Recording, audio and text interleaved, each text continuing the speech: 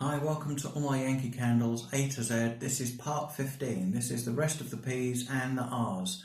No scent descriptions, no scent notes, anything like that. I'm just going to give you my gut feel as I roll through my Yankee Candle collection. So here's part 15. This is the rest of the P's and the R's, as I said, and we will start with pumpkin pie.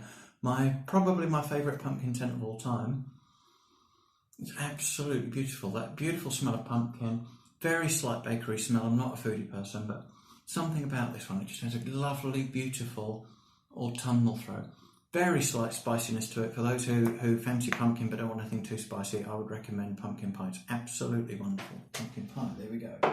Next one is Plumeria, complete opposite. Plumeria, beautiful summer flowers. This is the smell of tuberose. Ladies who love tuberose perfume, you will love this. Beautifully strong, very, very elegant. Smells like a fantastic lady's perfume. Can't describe that in any other way. That's Plumeria. And I think we head back to... No, we don't head back to the pumpkin, sorry. It's Pomegranate Gin Fierce. This came out for Christmas 2019. And it's quite amazing. It's a rich, lovely pomegranate. But you can smell that cocktail in there. You can smell that alcoholic cocktail. Very, very nice. Very, very deep fragrance. Really nice, that one. Pomegranate Gin Fierce. And now we head back to the wall of pumpkins with Pumpkin Patch, which was for Halloween 2020. I've talked about this a lot in another video, but another beautiful, all-round, slightly nutty, pumpkin-y smell. Not too heavy on the spice.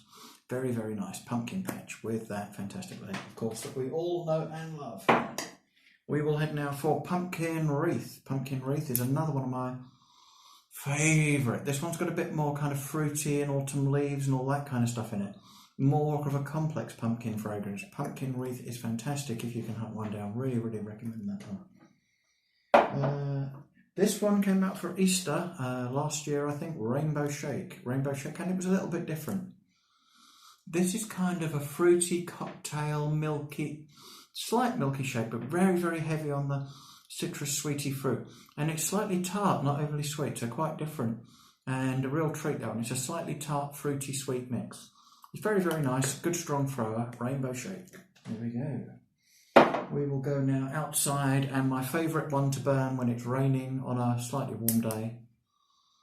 River Valley.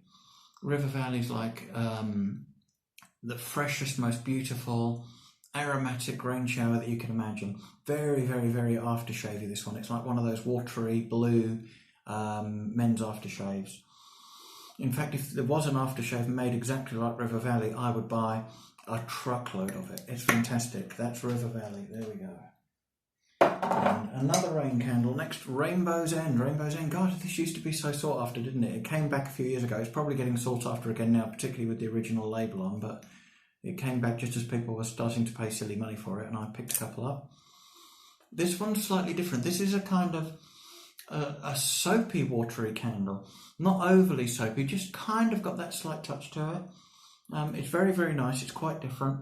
Not the strongest one in the world. This was always more about the label than the scent, Rainbow's End. People love that label, but it is very, very nice. It has been released with a different label since then, which I can't quite see the point of that.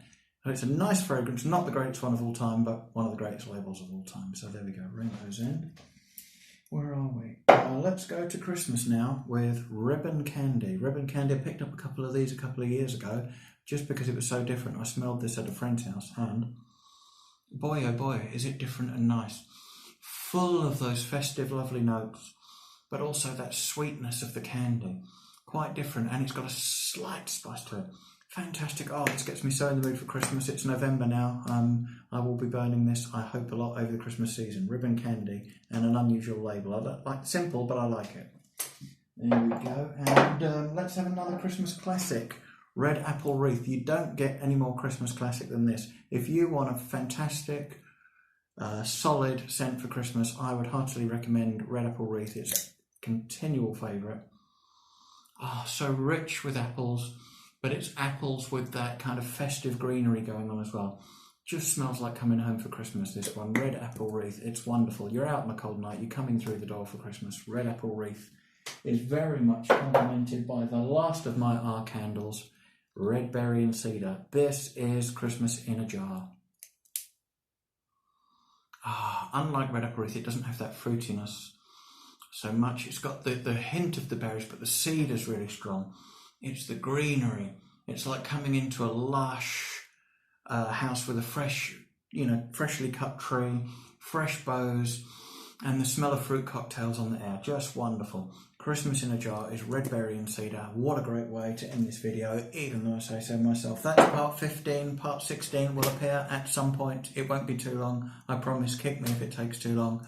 Thank you for watching. I'll see you soon.